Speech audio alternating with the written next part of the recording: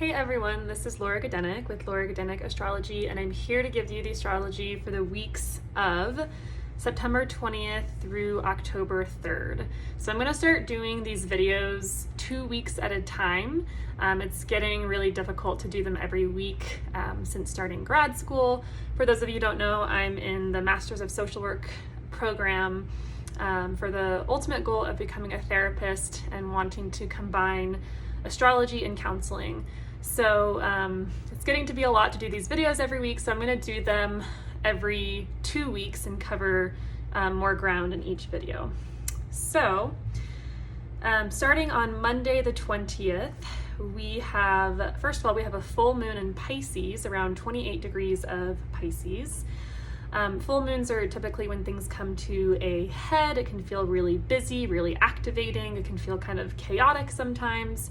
And especially think about the parts of your chart, or the part of your chart that contains Pisces. What house is being activated? There might be those themes or topics that are coming full circle or coming to a head, like I said, or there's a lot of activity or energy around that topic.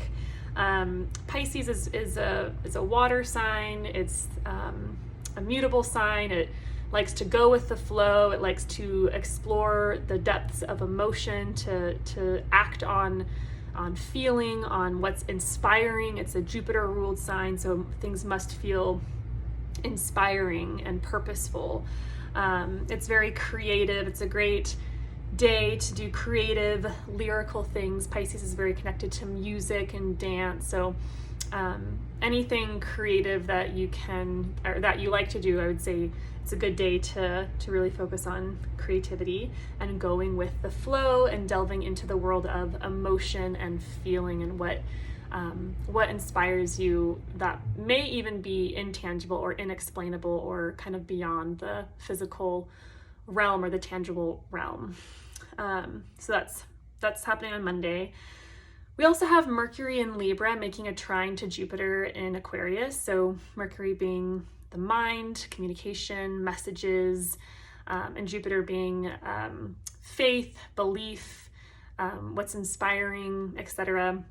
It's a day where you might have some inspired thoughts or mentality or ideas that feel purposeful or that are that are driving you. Really, you might get some good news, a good message. But however, Mercury is going to be trining Jupiter again while it's retrograde. So whatever you get inspired to do or to start or whatever, if you do get some good news, the story isn't over quite yet because Mercury is going to make this trine to Jupiter again on October 3rd. And whenever Mercury is retrograding, it's reviewing, it's going back, it's literally backtracking. And so, if there is anything that, like any messages that you send as well, you might be coming back to a conversation or to an agreement. So just know that. But ultimately, it should be a really, really nice day full of inspiration and hopefully beauty and creativity and faith and hopefully, maybe one of the last better days in relationships because Mercury's about to turn retrograde, but we'll get there.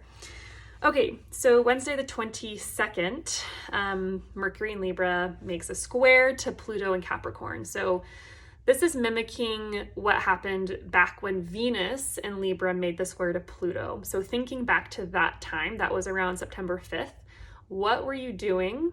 Or what was happening around that time? What did you start? What was going on? Possibly in relationships. Venus is a planet about relationships. So this might be part of the same story, essentially. So Mercury in Libra square Pluto in Capricorn. Mercury in Libra is trying to connect with others, smooth things over, create cohesiveness, create beauty, keep things, or Mercury in Libra can tend to keep things nice and polite and doesn't necessarily want to ruffle feathers or, really dig beneath the surface, which is what Pluto wants to do. Pluto is a planet that wants to bring in the undercurrent, acknowledge what's really going on, or kind of dig deeper and get real and so basically this might come across as kind of this struggle between Mercury and Pluto to, keep it light, keep it polite, keep it pleasant and lovely, and kind of maybe more surface level, or just, wanting to be considerate to another person. But Pluto is kind of like, okay, well, we can keep it considerate and polite, and we need to talk about this kind of deeper issue, or I want to get real with you. And, how can we get real with each other while maintaining ties, while maintaining agreements? And maybe this could be even about negotiating or coming up with some kind of term or agreement with someone else that might involve some more intense topics. And so Mercury is basically slowing down majorly at this point, and is stationing retrograde on, I think it's on Sunday, the 26th. Mercury stations retrograde at 25 degrees of Libra, which is basically in this square to Pluto. So Mercury's in this square to Pluto for like a week. It's going to make the exact second square to Pluto retrograde on October 3rd, I want to say. Let's see. October 1st is when the second exact square to Pluto is, but really the energy is there the whole time. This energy that I'm speaking of, like wanting to create terms and agreements and kind of be considerate of the other people, and still being able to talk about real, deep, underlying issues. On the same day, Wednesday the 22nd, the sun heads into Libra. So there's a lot of Libra emphasis happening with the sun, Mars, and Mercury all in Libra. And those three are actually going to conjoin also later in October, which I'll get there next time I do my video. But a lot of Libra. So whatever area of your chart that has Libra on the cusp, those themes should be playing out heavily, I would say, right now. Sun entering Libra, this is the start of autumn, right? So Libra is the beginning of fall, and so things are, it's the harvest time. We're harvesting everything, and things are kind of starting to decay a little bit or die, and we're heading into the darker time of year of winter, at least in the northern hemisphere. And so Libra season, with the sun in Libra, this is what's considered the sign of the sun's fall. And that is because the sun is exalted in the sign of Aries, which is the first sign of spring, the sign of self, the sign of enthusiasm, of adventure, of wanting to be first, and of putting yourself first. The sun in Aries has a strong sense of self, and a strong sense of importance as well. Whereas with the sun in Libra is a sign about relationships, about other people. So a lot of times sun in Libra folks, really need relationships sometimes to mirror certain parts of themselves. So kind of needing someone else to see themselves more fully, or kind of their path is a lot of the times about relationships, and how relationships can play an important part of helping a Libran to find themselves, because that's kind of sometimes a theme with the sun in Libra is losing yourself in a relationship, or not having a really strong sense of self, and putting others first often, and which is very positive and beautiful and wonderful, and sometimes can work to your detriment as well, right? So sun is entering Libra. I could do a whole video on that, but I'm gonna move ahead. So Thursday the 23rd, Venus in Scorpio makes an opposition to Uranus and Taurus. So Venus and Scorpio, once again, not a happy Venus. There's been a lot of probably difficulty in relationships, unearthing the muck or the gold, bringing up underlying issues, very Plutonian, that have been lurking underneath the surface for quite a long time. Venus, love, beauty, pleasure, unity, creativity, in the sign of Scorpio, there might even have been conflicts around creative projects that you've been working on, or getting into tiffs with people that you're collaborating with, or just, things not feeling as light and easy and fun as they were when Venus was in Libra. And then, when Venus hit the square to Saturn, everything got especially difficult. There's the themes of difficulty in love and relationships, conflict when it comes to creative projects, difficulty when it comes to relationships with women, with other women in general. And what else? What other? Oh yeah, just the negation of fun and pleasure and just having a lot of work to do. So that was last week, Venus square Saturn. And now this week we're having Venus opposing Uranus. So this has a pretty different vibe. This is about breakthroughs in relationships, about a possible 180 turn of events in relationships, or in your creativity, your creative process, relationships with romantic partners, or with women, or also just like having fun and experiencing pleasure, kind of a breakthrough in how you do that. And also a 180 turn of events in the part of your chart that contains Scorpio, which is where Libra is traveling. Libra does relate to sex and sexuality as well, and Uranus can get a little weird. So there might be some more kink involved in your sexual relationships. One thing to be mindful of is being reckless in relationships. Uranus can often want freedom and innovation and change so bad that it kind of can maybe be a bit self-sabotaging. So, there's that need to break through some perceived restraints, or disrupting the status quo. So give yourself a lot of freedom and space this week in relationships, and just know that there might be some unexpected turnarounds or changes or disruptions. And ultimately, though, I like to think that Uranus, while it can be unsettling, can also kind of help bring us back on the right track by freeing us from restraints that we no longer need. So, okay, Saturday the 25th, Mars in Libra makes a trine to Saturn in Aquarius at 7 degrees. This is a day about endurance, being able to pull through with something. This is very stabilizing. Maybe if you have some mental tasks to do, or that require a lot of mental activity. And I say that because these are air signs, which have to do with communicating, thinking, with logic, with the mind. So anything having to do with that, there's this kind of sustainability quality.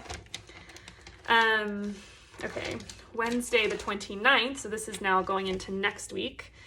Venus in Scorpio makes a trine to Neptune and Pisces. This is a transit about idealized love that is very intense. It can also be about very deep cathartic creativity, or edgy, mystical, ethereal creativity, kind of bringing in those Scorpio Pisces themes together. Can be very beautiful and magical.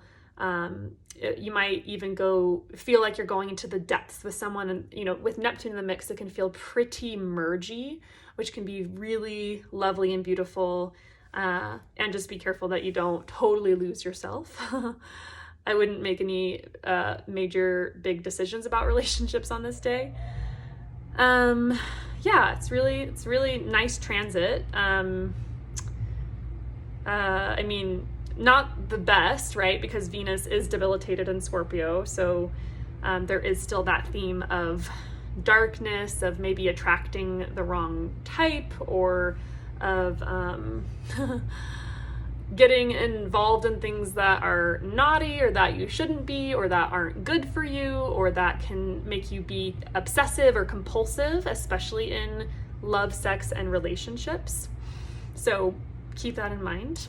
On the same day, the sun makes a trine to Saturn. Once again, this kind of stability, or this groundedness, is present as well, which will hopefully keep us tethered to the ground in this very ethereal, mystical, mysterious realm that Venus is traveling in with Neptune. So there is some stability on that day. Thursday the 30th, Venus makes a square to Jupiter in Aquarius. I'm not going to go into too much depth with this, but essentially this can bring some positive energy to all the relationship stuff that has been going on, or all the creative, either relationship creativity or pleasure things that have been going on. This brings some inspiration, maybe some lightness to the situation. It can also be like overindulgence as well. Jupiter tends to want to overindulge and make things grow beyond limits. So, keeping that in mind when it comes to relationships, beauty, pleasure, and creativity. Okay, so then Friday the 1st is when that Mercury retrograde makes that second exact square to Pluto. So bringing, remembering kind of what's happening this week, what's coming up, and it's all part of the same story. And then Sunday the 3rd is when Mercury retrograde makes the trine to Jupiter again. So something that might have been an opportunity or good news, or that seemed beneficial, maybe no longer does feel that way, or there might be some revisions that need to be made, or just some backtracking, or just thinking about if it's really what you want, right? So there's some reflection going on. And while we're talking about the Mercury retrograde cycle, I forgot to mention, I wanted to go into that a little bit more. So Mercury stations retrograde on Sunday, the 26th of this month. And it goes back, all the way back to 10 degrees of Libra. So bringing in, so thinking back to when Mercury was first here, that was on September 7th. What was happening around that date? Just think about that. Think about what you were thinking, what you were feeling, what was the dialogue that was happening, who were you seeing, who were you hanging out with? Were there any issues in relationships or friendships, etc.? So Mercury's going back to that point, and so there might be something around that day that resurfaces or that comes back up. Mercury is going to station direct at 10 degrees of Libra on October 18th. So September 7th and October 18th are somehow connected.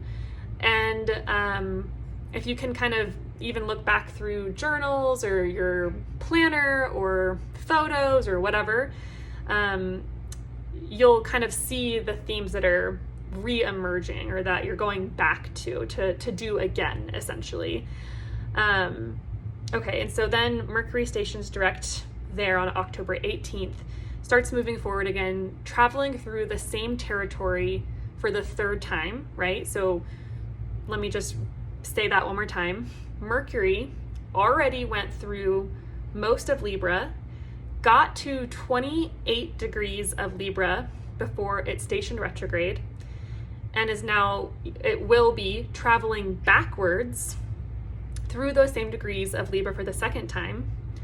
We'll get to 10 degrees of Libra, stop, turn around, move forward, and pass through the same degrees of Libra for the third and final time.